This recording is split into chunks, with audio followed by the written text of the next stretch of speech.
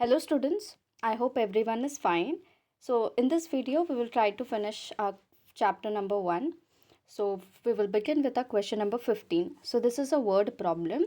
The first one is a man bought a plot of land for rupees 3,53,900. He spent rupees 4,25,250 on building material and rupees 89,350 on labor to build the house. How much money did he spend in all? This is the question. इसका क्या मतलब हुआ? एक इंसान है, उसने क्या किया है, 3,53,900 का एक लैंड खरीदा, प्लॉट ऑफ लैंड, एक ज़मीन खरीदी, ठीक है. उसने उसमें खर्च किया, ही spent 4,25,250 on building material.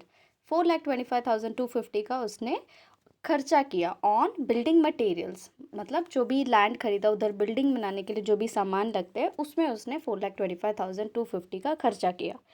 And rupees 89,350 on labour. ठीक है, जो लेबर है, जो काम करेंगे, बिल्डिंग बनाएंगे, उन लेबर को जो आप वेजेस देंगे, जो सैलरी देंगे, वो उनका खर्चा 89,350 हो गया.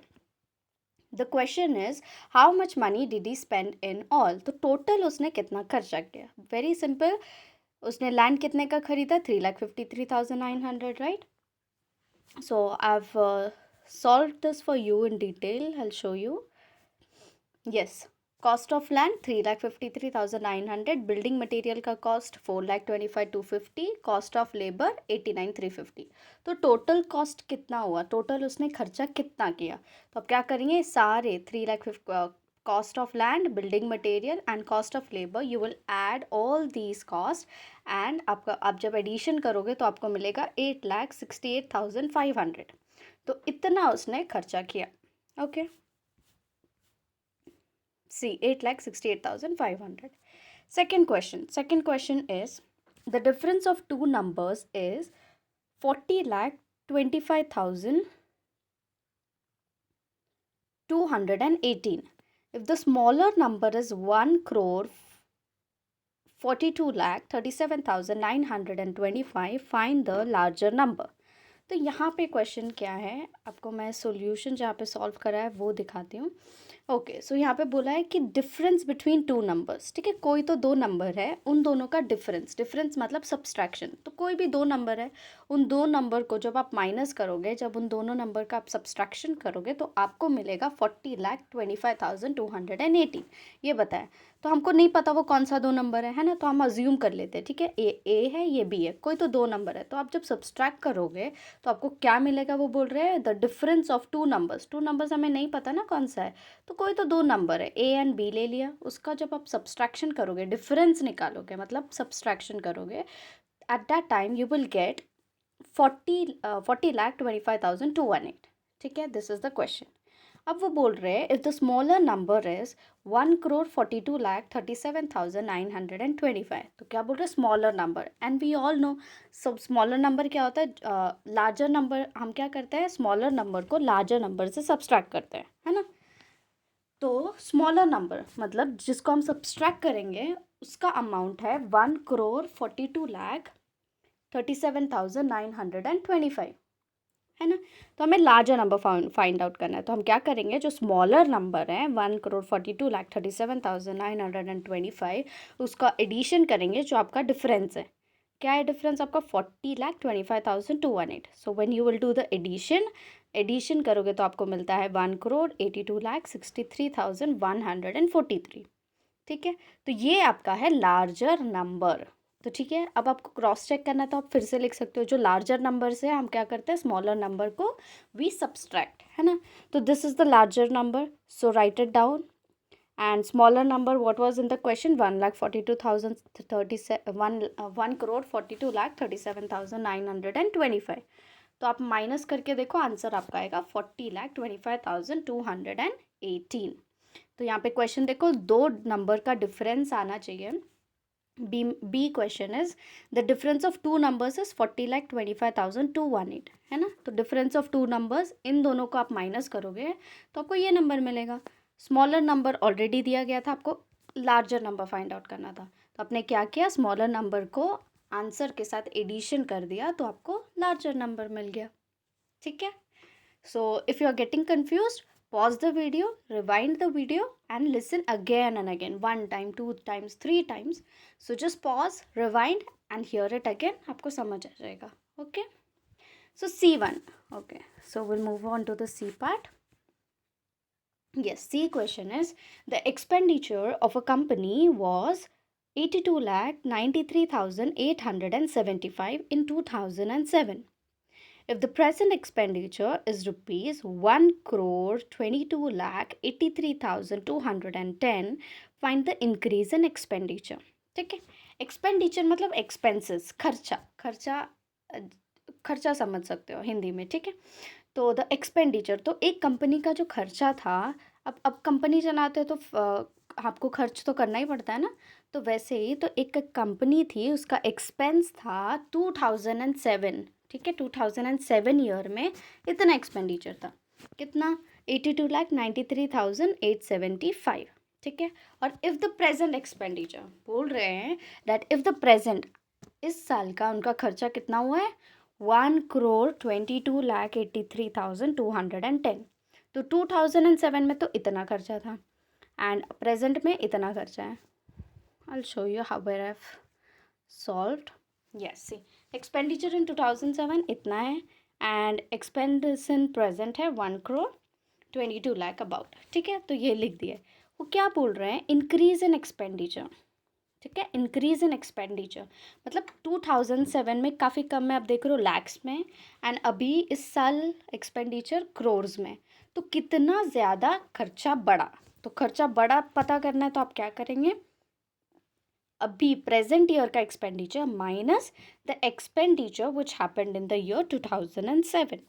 So what you will do, 1,22,83,210 subtract minus 82,93,875. तो इन दोनों को माइनस कर दो. मैंने यहाँ पे सोल्यूशन किया हुआ इसलिए there is a cut. Okay, so here you have to borrow land which I have taught you in my previous classes. Subtraction already सिखा चुका है. So वहाँ simple same वैसे ही subtract करना है. Try it on yourself and you will get in the end 39,89,335. ठीक है, तो ऐसा है आपका solution. See here. And the D1, last one. Now it is also the same. C में जैसा था वैसे ही D में भी है. First we will read the question. The population of a country in 2001 was 62 crore 35 lakh 26,170. The present population is 82 crore 20 lakh 16,345. Find the increase in population. ठीक है, same है. वहाँ पे सी में एक्सपेंसेस था, खर्चा था, यहाँ पे पॉपुलेशन की बात की है. पॉपुलेशन मीन्स जनसंख्या. ठीक है, तो 2001 में पॉपुलेशन थी 62 करोड़ 35,26,170 एंड प्रेजेंट पॉपुलेशन आज अभी है 82 करोड़ 20,16,345. तो कितना इंक्रीज हुआ पॉपुलेशन में 2001 से अभी तक? कितना इंक्रीज हुआ पॉपुलेशन में? So what you will do, अभी का जो पॉपुलेशन है माइनस 2001 का जो पॉपुलेशन था, that you will minus it and you will gate 19 crore 84,90,175. इतना ज़्यादा बढ़ा है इतने सालों में. Simple. So again I am telling you, pause the video, listen to the explanation again, rewind it so you'll understand it easily. Question number 15 here ends. Now we'll move on to the question number 16. So what is it? Tsunami travels at a rate of 60 kilometer in 1 hour.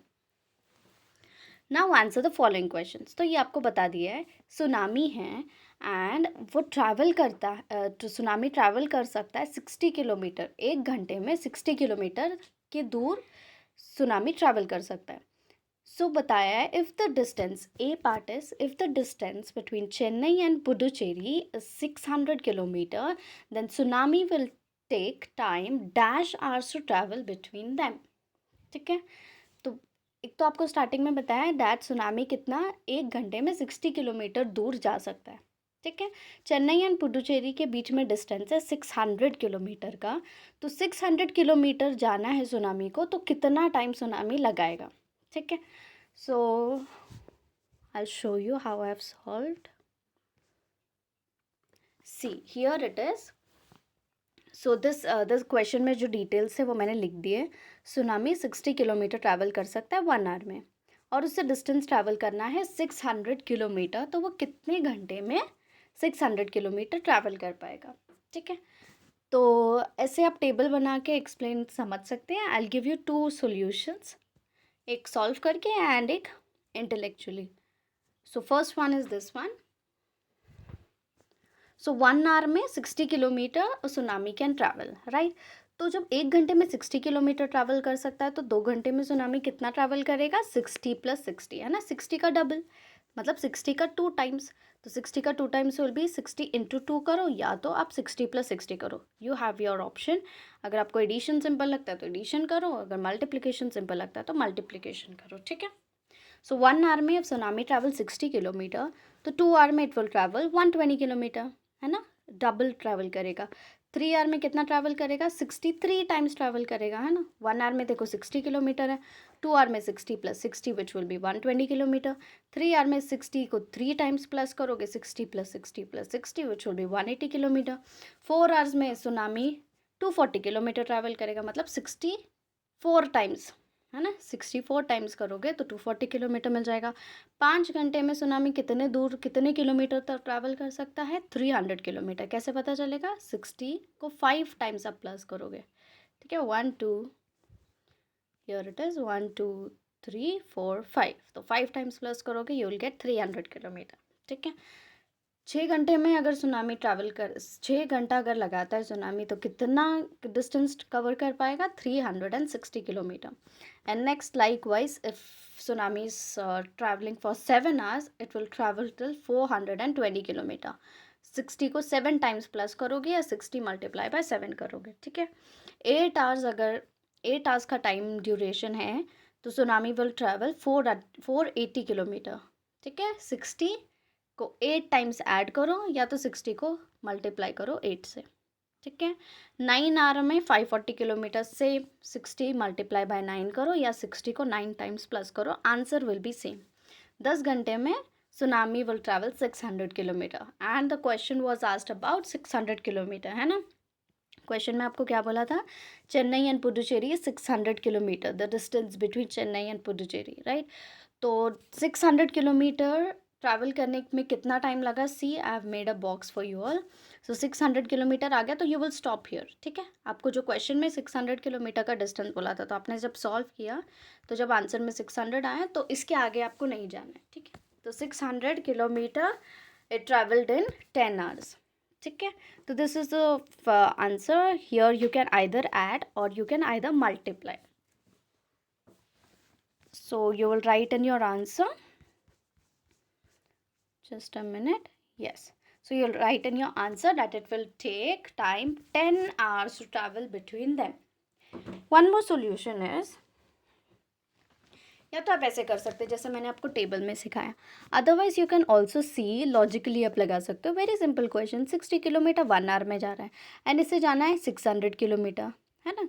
If the Chennai and Puducherry का distance है 600 kilometre, तो 60 and 600 का आपका what is the connection? 600 is 60 का 10 times, है ना। 600 is 60 का 10 times, मतलब 60 multiply by 10 when you will do, you will gate 600, है ना। 60 multiply by 10 when you will do, you will gate 600। तो यहाँ पे इन दोनों का बीच का कनेक्शन क्या है? 10 टाइम्स का।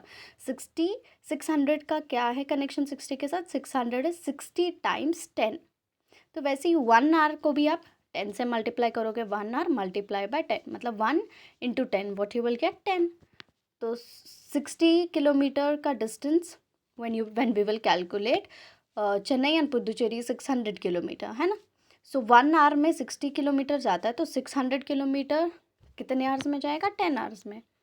सो this way also you can think, but it is better to solve like this as you are childrens. So whichever answer makes you easier that you can choose, ठीक है। Now next is b part. If rate becomes 100 kilometer in 2 hours, time taken between two cities will become dash hours. तो यहाँ पे rate था 60 kilometre and 1 our, है ना। 60 kilometre 1 घंटे तक जाता है, तो यहाँ पे बोला है कि अब वो रेट बदल गया है। अब रेट क्या है? 100 किलोमीटर इन 2 आवर्स। सुनामी अभी 100 किलोमीटर ट्रैवल कर सकता है 2 घंटे में, ठीक है। तो अगर ऐसी बात है 100 किलोमीटर 2 घंटे में जाता है तो 2 सिटीज़ के बीच में कितने टाइम में पहुंचेगा? एंड 2 सिटीज़ के बीच का डिस्टेंस है 600 किलोमीटर, है ना। So I will show you the solution. Yes, here it is. 100 kilometre it goes in 2 hours and 600 kilometre जाना है तो how many hours it is going to take? So likewise you can solve, so it makes you easier. 100 kilometre 2 घंटे में जा रहा है तो 200 kilometre कितने घंटे में जाएगा? 4 घंटे में। अगर आपको मैं एग्जाम्पल दूँ, if I give you one example that you can eat 2 rotis in 1 hour. If you can eat 2 rotis in 1 hour then how many rotis you can eat in 2 hours? 1 घंटे में 2 रोटी खा सकते हो, तो 2 घंटे में आप क्या कर सकते हो? 4 रोटी खा सकते हो। Just giving an example. So likewise here also you have to understand this logic. So 100 kilometre 2 hours में ट्रैवल करता है तो 200 किलोमीटर कितने आवर्स? 4 आवर्स में ट्रैवल करेगा। 300 kilometre how many hours it will take? 6 hours it will take. 400 kilometre it will take 8 hours. यहाँ पे 2 hours extra हो रहा है, यहाँ पे 100 किलोमीटर बढ़ते जा रहा है, ठीक है। 2 घंटे का गैप है, यहाँ पे 100 किलोमीटर का डिफरेंस है, डिस्टेंस है। सो 200 will go in 4 hours, 300 tsunami will go in 6 hours, 400 it will go in 8 hours, 500 it will go in 10 hours and 600 kilometer it will go in 12 hours. And distance कितना था? 600 kilometre का था।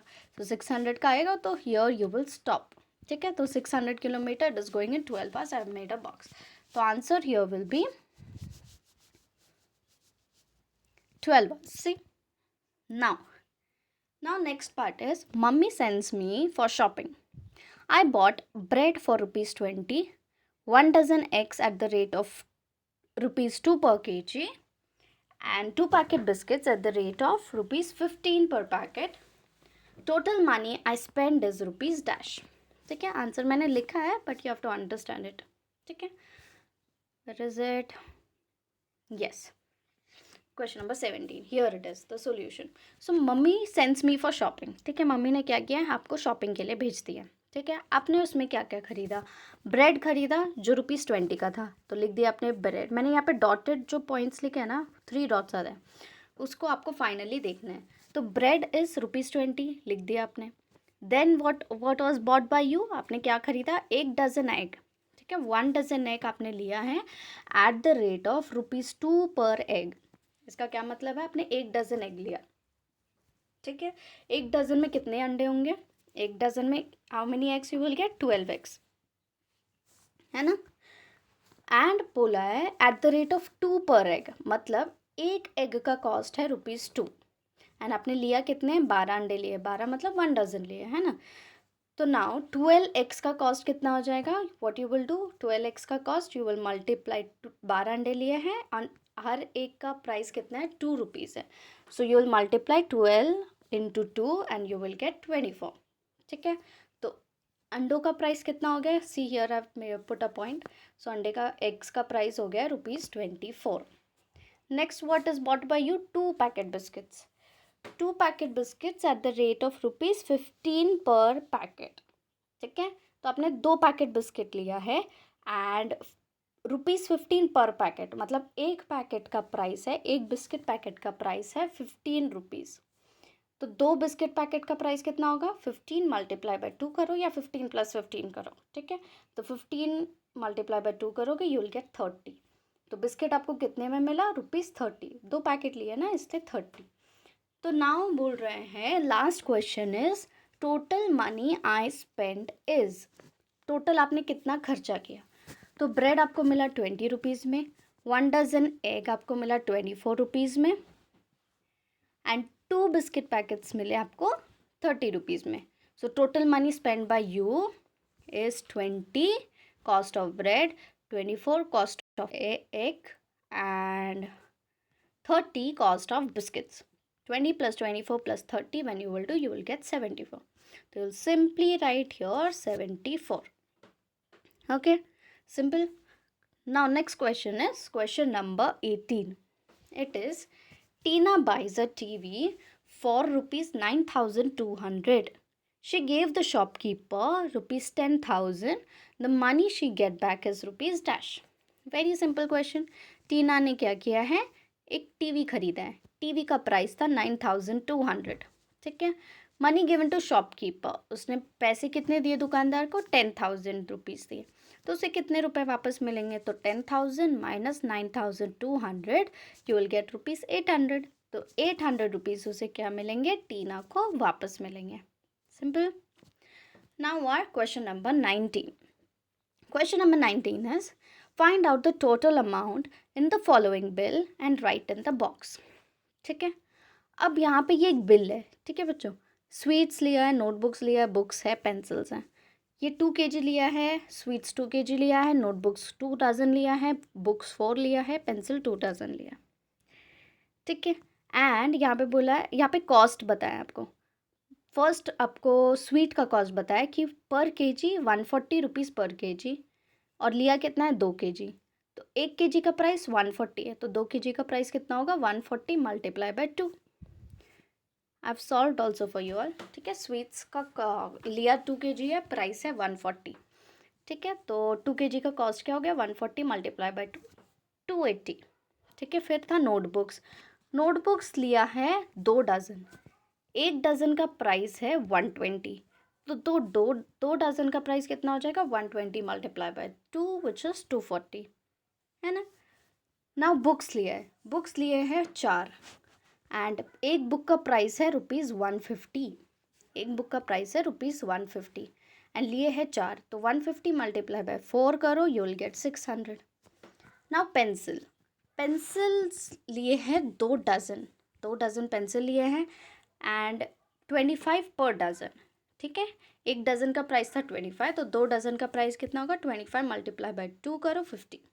So now यहाँ पे बोला है last में total amount, see here they are asking total amount, तो total amount of 140 plus 120 plus 150 plus 25 नहीं करोगे, इन अपने 2 kg लिया था स्वीट, तो ये इन दोनों को मल्टीप्लाई करके जो आंसर आया 280 प्लस 240 प्लस 600 प्लस 50, इनको प्लस करोगे यू विल गेट 1170, ठीक है। I have done the addition for you all, see 280 cost of sweet, 240 cost of notebook, 600 cost of book and 50 cost of pencil, so addition करना है and you will get 1170, okay.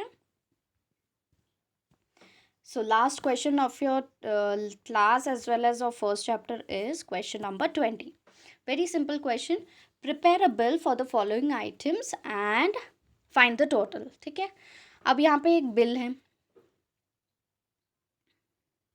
Okay. सो यहाँ पे बोला है 5 books cost ₹95, 10 books cost ₹120, 1 pen cost ₹10, if you give ₹500 to the shopkeeper how much will he return.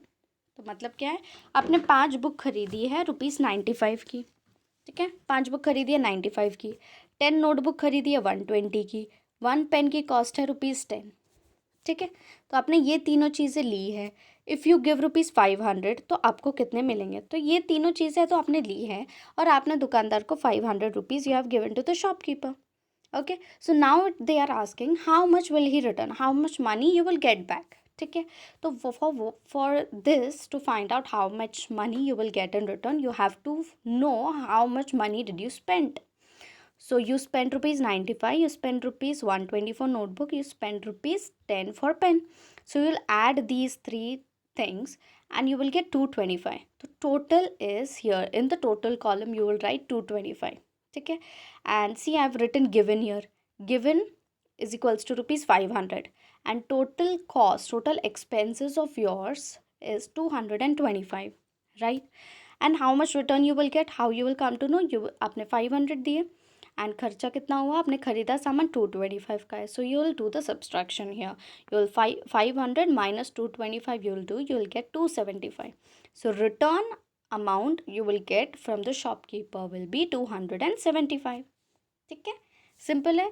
This is the cost of money which you spend, so you'll add these 3 numbers, you will get 225, ठीक है। तो total rupees is 225 and given to the shopkeeper is 500, so 500 minus 25 when you will do, you will get 275 from the shopkeeper, okay. So here your first chapter ends.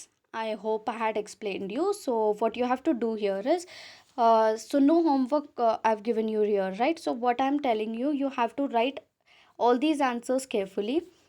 Apart from these answers, these explanation you have to write in notebook. Okay, question number 15 I've given in detail, right? So here you will solve in your class notebook, you will solve the answers like this, and in your workbook you will finally write the answers.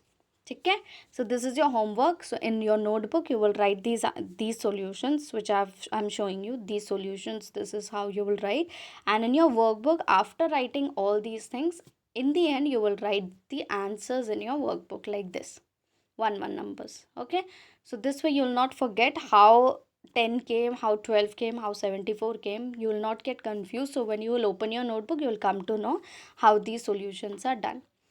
Okay, so please take care of yourself and complete your homeworks and send the homework to me on WhatsApp.